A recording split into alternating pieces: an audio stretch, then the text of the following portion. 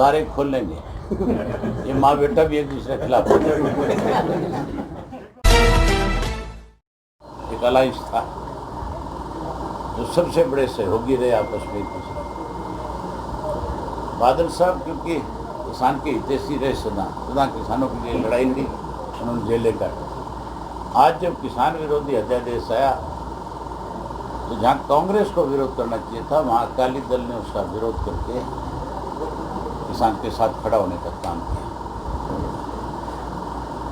जिस अध्यादेश को लेकर के देश का किसान चिंता व्यक्त कर रहा है, देश का किसान अपने आप को ठगा हुआ महसूस करता है, वहीं एक ऐसी पार्टी भी इस प्रदेश में पैदा हुई जिसका अंत भी शुरू हो गया, जो ये कहते थे हम चौधरी देवीलाल की नीतियों को बढ़ाएंगे। पहले चौधरी देवीलाल की नीतियों को बीजेपी की गिरवी रख करके सत्ता में शामिल हुए, और जिस चौधरी देवीलाल ने ताउम्र अपनी किसान के लिए लड़ाई लड़ने में निकाल दी, चाहे वो किसी बड़े पद पे थे तो किसान की मदद के लिए खड़े रहे, और जब वो सत्ता से बाहर थे, किसान की अगर कोई सरकार अनदेखी करती थी तो उसके खिलाफ लड़ाई लड़ते थे। आज वो लोग ये कह रहे हैं कि अध्यादेश बहुत बढ़िया है, ये तो बहुत पहले आ जाना चाहिए था, इससे किसान को फायदा होगा।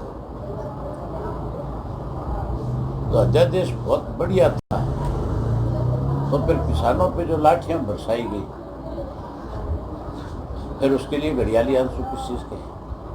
फिर ये क्यों कहते हैं कि किसान पे लगने वाली लाठी हमारी पीठ पे लगी थी? वो उस अध्यादेश का विरोध कर रहे थे जिस अध्यादेश को आप अच्छा बताएं,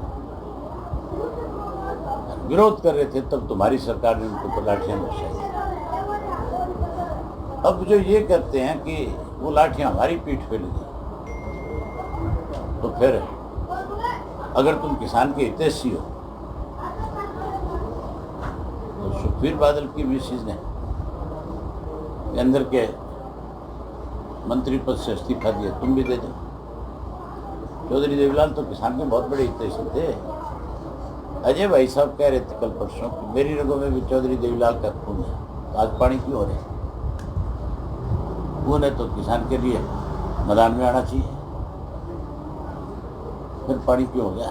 जी जितने भी मंत्री, अब ये जो अध्यादेश है इसका हमने पहले दिन विरोध किया, आज भी विरोध करते हैं।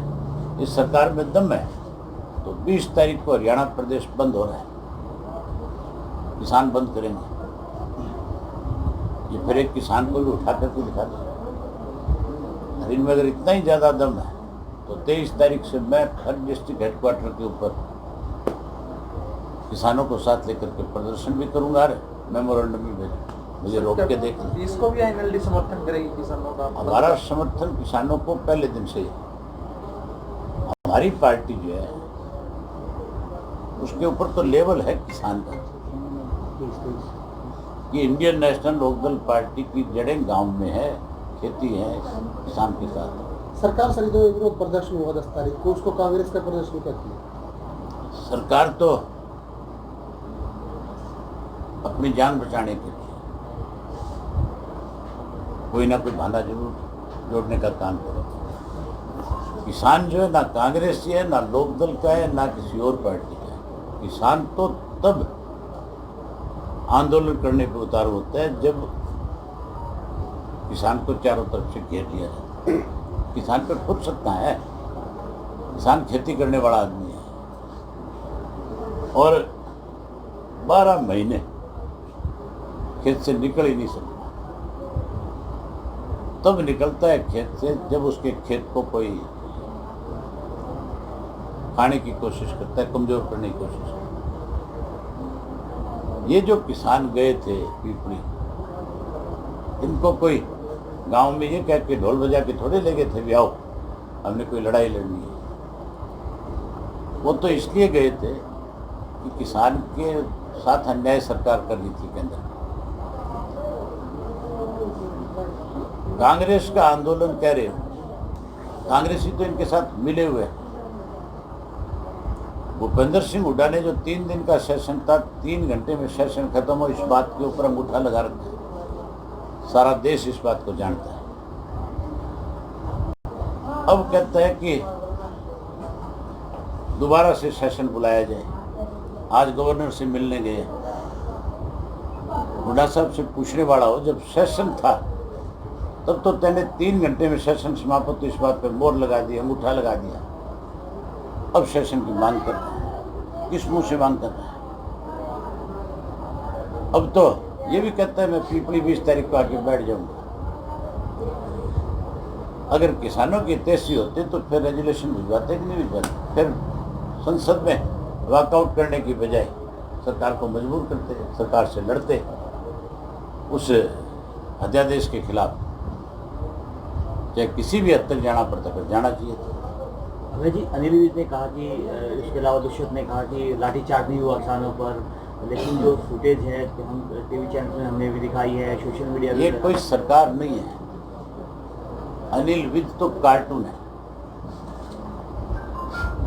सारा दिन इस किस्म की स्टेटमेंट अखबारों में उसकी आती है, कहीं उसकी एक भी कोई स्टेटमेंट आपको लगती है कि कोई एक जिम्मेवार पद पे बैठा हुआ व्यक्ति कोई इस किस्म की स्टेटमेंट दे? अगर थोड़ी सी भी शर्म है तो अनिल विज को हरियाणा प्रदेश के लोगों से माफी मांग लेनी चाहिए। सारा देश देख रहा है किस तरह से लाठीचार्ज हो रहा है, किस तरह से लोगों के हाथ पांव तोड़े जा रहे हैं, किस तरह से लोग लहूलुहान हो रहे हैं, और ये कहता है बोले वहाँ कोई लाठीचार्ज नहीं। इससे ज़्यादा बड़ी शर्म की बात हो सकती है? मुझे लगता है कि इसके कान में कोई फूंक मार देता है, वही बात आकर के कह देता है। बारी बारी में मुझे गब्बर सिंह कहते हैं, बोले अनिल विज कहते हैं। तो इतना बड़ा गब्बर सिंह और अनिल विज है, 20 तारीख में किसान बैठे होंगे, आगे दिखावा नहीं, तेरी तसल्ली ना करा देते लोग। सरकार के लोग दोनों एक ही थाली के चट्टे बट्टे हैं। ये दुष्यंत भी जो है, ये भी सारा दिन स्वयं झूठ बोलने और स्वयं किसान के खिलाफ षड्यंत्रों में शामिल होने कोई काम नहीं है। आज फिर मुख्यमंत्री के साथ बैठ के षड्यंत्र रच रहा है कोई ना कोई। सर, सरकार के लोग जो है एक दूसरे पर ही आरोप लगा रहे हैं। तुम किसी सरकार है, ये तो लुटेरों का गिरोह है। देवेंद्र ओबली ने भी अब तो मोर्चा खोल दिया सर। कहाँ सरकार है मुझे बताना? सरकार तो हो, कोई मुखिया हो सरकार का, तो फिर किसी मंत्री की हिम्मत ये थोड़ी हो सकती है कि वो उल जलूल बयान दे दे।